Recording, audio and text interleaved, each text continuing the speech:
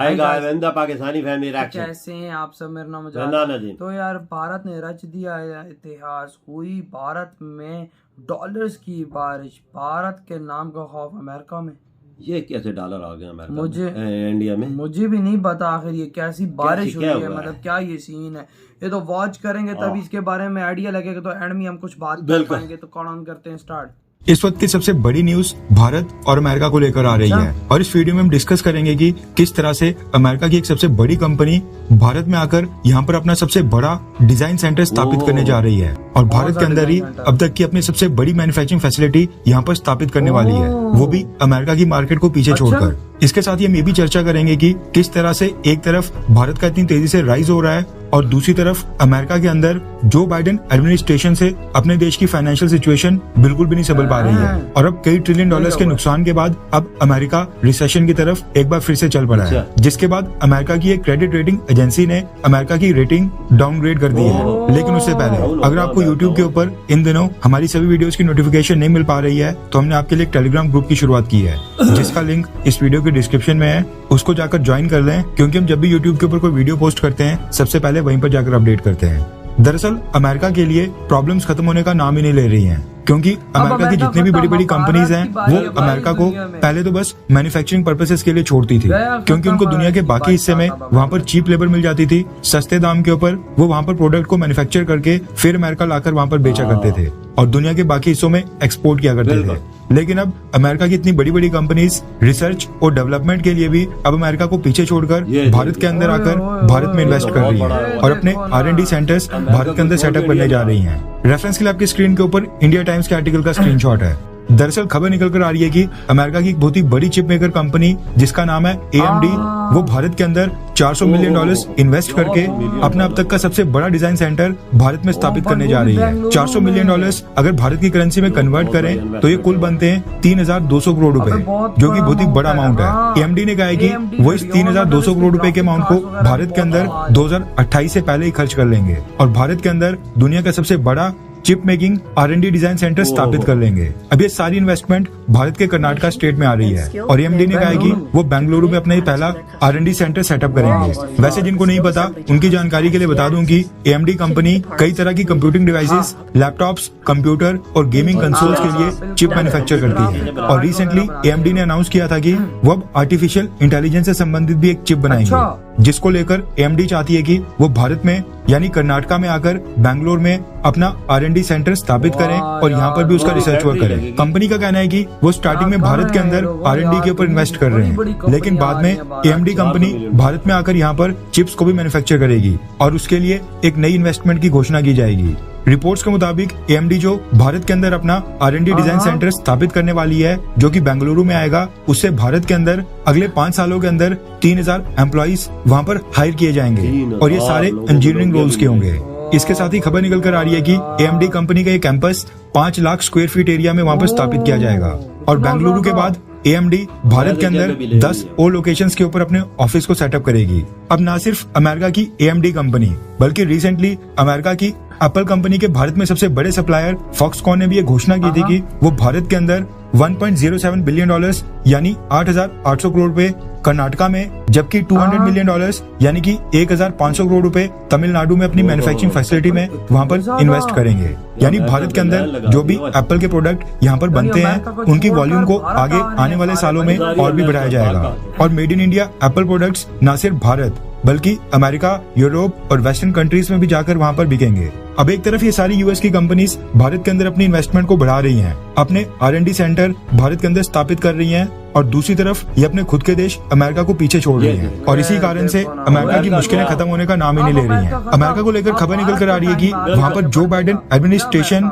देश की financial situation को संभालने में पूरी तरह से फेल साबित हो गया है और जो यूएस की आज की डेट में डेब्ट सिचुएशन है वो जो बाइडेन एडमिनिस्ट्रेशन से कंट्रोल ही नहीं हो पा रही है, जिसके बाद अमेरिका की एक बहुत ही बड़ी क्रेडिट रेटिंग एजेंसी ने अमेरिका की रेटिंग को डाउनग्रेड कर दिया है। अब होता क्या है कि एक आम घर की तरह हर देश की सरकार साल का एक बजट बनाती है, टोटल स्पेंडिंग बनाई जाती है। स्पेंडिंग यानी वो पैसा जो सरकार को विकास कार्य, गवर्नमेंट एम्प्लॉइज को सैलरी देने, देश की सिक्योरिटी वगैरह के ऊपर खर्च करना होता है। अब ये ऑब्वियस सी बात है कि ये पैसा भी तो कमाई से ही खर्च करना पड़ेगा, यानी रेवेन्यू में से। अब जो यूएस गवर्नमेंट की टोटल स्पेंडिंग है वो टोटल रेवेन्यू से ज्यादा है। यानी जितनी कमाई होती है उससे ज्यादा खर्च है। ऐसे में जो पैसे कम पड़ते हैं उसको बजट डेफिसिट बोला जाता है, और जो ये पैसा कम पड़ रहा होता है इसको यूएस की गवर्नमेंट इन्वेस्टर्स और कई सारे प्राइवेट लैंडर्स से उठाती है, यानी एक तरह से उनसे उधार लेती है। प्राइवेट प्लेयर्स को मार्केटेबल सिक्योरिटीज जैसे कि treasury bonds, bills, notes, floating rate notes और उसके साथ ही ट्रेजरी इन्फ्लेशन प्रोटेक्टेड सिक्योरिटीज दी जाती हैं, यानी ये सब उनको बेचे जाते हैं और पैसा कलेक्ट किया जाता है। अच्छा। अब जो ये सारा पैसा प्राइवेट लैंडर्स और इन्वेस्टर्स को सिक्योरिटीज बेचकर उनसे उठाया जाता है, ये तो यूएस गवर्नमेंट को उनको वापस करना ही है, लेकिन इस अमाउंट के ऊपर इंटरेस्ट भी पे करना होता है। अमाउंट प्लस उसके ऊपर इंटरेस्ट को कहा जाता है नेशनल डेब्ट, और आज की डेट में अमेरिका का टोटल नेशनल डेब्ट है $32 ट्रिलियन के करीब, जबकि अमेरिका की जीडीपी अभी की डेट में $26 ट्रिलियन है। यानी जो अमेरिका की जीडीपी है उससे भी कई गुना ज्यादा अमेरिका का टोटल नेशनल डेब्ट है। ऐसा नहीं कि अमेरिका की यही कंडीशन पिछले कई दशकों से चल रही है, बल्कि अगर हम हाल ही में साल 2015 की बात करें तो उस समय अमेरिका का नेशनल डेब्ट $18 ट्रिलियन तक था, और 7 सालों के अंदर ही ये डबल होकर $32 ट्रिलियन तक बढ़ गया है। और इसी वजह से दुनिया भर की बड़ी बड़ी क्रेडिट एजेंसीज अमेरिका के डेट को लेकर काफी चिंतित हैं। अब इस समय अमेरिका के लिए अपने नेशनल डेट को कम करना बहुत ही ज्यादा इम्पोर्टेंट है, लेकिन ये चीज जो बाइडेन एडमिनिस्ट्रेशन से अमेरिका के अंदर वहाँ पर हो ही नहीं पा रही है। ऐसे में फिच रेटिंग्स एजेंसी ने यूनाइटेड स्टेट्स ऑफ अमेरिका की गवर्नमेंट की क्रेडिट रेटिंग को डाउनग्रेड कर दिया है और कहा है कि अमेरिका के अंदर जो फेडरल, स्टेट और लोकल लेवल के ऊपर वहाँ पर डेब्ट क्राइसिस लगातार बढ़ते जा रहा है, उस चीज से वो काफी चिंतित हैं। इसलिए उन्होंने अमेरिका की क्रेडिट रेटिंग को AA+ से डाउनग्रेड करके AAA कर दिया है। इसके साथ ही फिच ने यह भी कहा है कि उनको इस बात का अंदेशा लग रहा है कि इस साल के एंड में आते आते अक्टूबर, नवंबर और दिसंबर का, और जो अगले साल 2024 के पहले 3 महीने होंगे उसमें अमेरिका के अंदर वहाँ पर एक माइल्ड रिसेशन आएगा, यानी अमेरिका आर्थिक मंदी की ओर बढ़ रहा है। अब जो फिच ने यहाँ पर अमेरिका की गवर्नमेंट की क्रेडिट रेटिंग को डाउन किया है, इसका मतलब है कि यूएस गवर्नमेंट की सिक्योरिटीज, बॉन्ड्स ये सब परचेज करना इन्वेस्टर्स के लिए ज्यादा रिस्की है, और इसी वजह से अब यूएस गवर्नमेंट जो भी सिक्योरिटीज सेल करके प्राइवेट लेंडर से पैसा उठाएगी उसके लिए यूएस गवर्नमेंट को पहले से ज्यादा इंटरेस्ट पे करना पड़ेगा, यानी कि ज्यादा पैसा खर्च करना पड़ेगा, जिसका मतलब है कि अमेरिका की गवर्नमेंट के ऊपर नेशनल डेट और भी बढ़ेगा। इसलिए जैसे ही फिच ने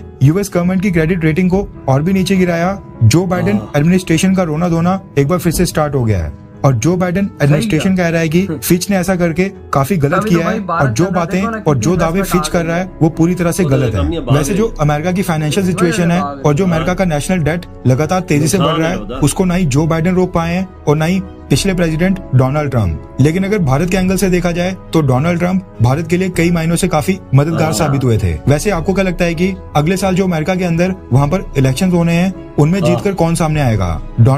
इधर हुई है वीडियो खत्म।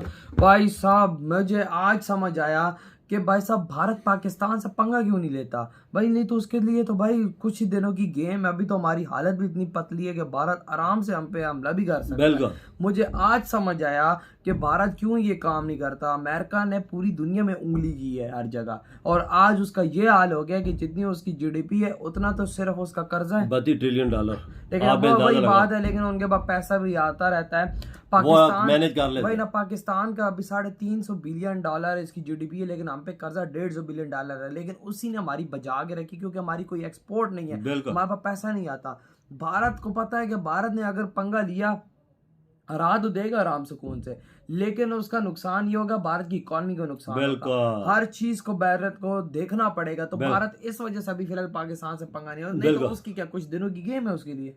बस यार उसका इकॉनमी आगे जा रही है, वो चीज करना नहीं चाहता ना। ये चीज मुझे अब समझ आई है कि वो ये काम क्यों नहीं कर रहा। अमेरिका कार के देख ना उसका क्या हाल हुआ, वही ना, और अफगानिस्तान में उसे क्या मिला, वही ना। लेकिन आज दुनिया की कंपनीज वहाँ के देशों को छोड़ बहुत बड़ी कंपनी है, बाबे ऐसी वैसी है। मेरे पीसी के अंदर कंप्यूटर का ग्राफिक कार्ड लगा हुआ है, सारी बनाती है AMD का। मेरे कंप्यूटर में उसका ग्राफिक कार्ड लगा हुआ है। वो अब भारत आ रही है बेंगलुरु के अंदर, $500+ मिलियन का भाई साहब इतना बड़ा वो प्रोजेक्ट शुरू आ रहे हैं वहां पर। अंदाजा लगाओ कितने हर दुनिया की बड़ी से बड़ी कंपनी भारत के अंदर डेरा डाल रही है, भारत के अंदर मैन्युफैक्चरिंग कर रही है। मेक इन इंडिया के तहत वो बाहर एक्सपोर्ट करेंगे, भारत पैसा कमाएगा। ये होती है स्ट्रेटजी, ये होता है सब कुछ पैसा कमाने का, कि भाई साहब तुम लोग आओ कम बनाओ, यहाँ से बाहर एक्सपोर्ट करो, हमें भी टैक्स में दो, पैसा हम लोग भी कमाएंगे, तुम लोग भी अपनी सस्ती वो तो अमेरिका भी हालात खराब है ना, उधर से कंपनी धड़ाधड़ इंडिया के लिए मार्केट ढूंढ रही है। मार्केट बड़ी इंडिया ही है उनके लिए भाई। इस टाइम इस दुनिया की सबसे बड़ी मार्केट इंडिया है, इससे बड़ी मार्केट और कोई हो ही नहीं सकती। तो इन्वेस्टर मेरे से भाग रहे वही हैं ना, ना, तब उन्हें भी- उधर डर है लाला वही ना, कि तो तो- पैसा डूबने का। सही ये ना हो बात गया है। उस पर कर्जा चढ़ा हुआ 32 ट्रिलियन डॉलर। कोई छोटी मोटी हाँ चीज नहीं ना। है, लेकिन वहां से भाई चाइना भी गिड़गिड़ा रहा है, भारत के कदमों के नीचे गिर रहा है कि भाई हमारी कंपनी को इजाजत, लेकिन भारत कहता है जा भाई साइड पे हट, हम तो हाँ। तुझे इजाजत अपनी मार्केट में दे ही नहीं सकते। लेकिन वहां से दुनिया जो आ रही है, ये देख- बिलियंस ऑफ डॉलर्स की हर महीने की इन्वेस्टमेंट जो भारत में ये आ रही है। पहली कंपनी आएगी तो 3000 बंदा रखेंगे, हाँ 3000 बंदा। देखो ना, 3000 भारतीय को नौकरी हाँ, मिलेगी। ये तो 3000 उन्होंने बोला क्या पता और भी भर्ती करें। और हाँ भी ना। होगा, एंड ये तो इतनी डायरेक्ट बड़ी- है, हाँ ना। इनडायरेक्ट होता नहीं कितने लोगों का रोजगार बिल्कुल से जुड़ेगा। हाँ, तो एक यार कंपनी के साथ 10-10, 15-15 हजार रोजगार जोड़ता है। वही ना। तो यार आपकी क्या थॉट इतनी बड़ी आज भारत की अचीवमेंट पर, तभी तो भाई भारत पे भाई लाख ये मिलियन अरबों डॉलर आ रहा है ना, अरबों बारिश डॉलर हो रही है, भारत पे बारिश हो रही है बिल्कुल। डॉलर्स की। ये एक कंपनी तो नहीं है, और कंपनियां कितनी वही ना, आ रही हैं। और इधर हम लोग 1-1 बिलियन डॉलर के लिए तरस रहे हैं। बिल्कुल। आपकी क्या थॉट है, इधर वीडियो खत्म कर तो देते हैं।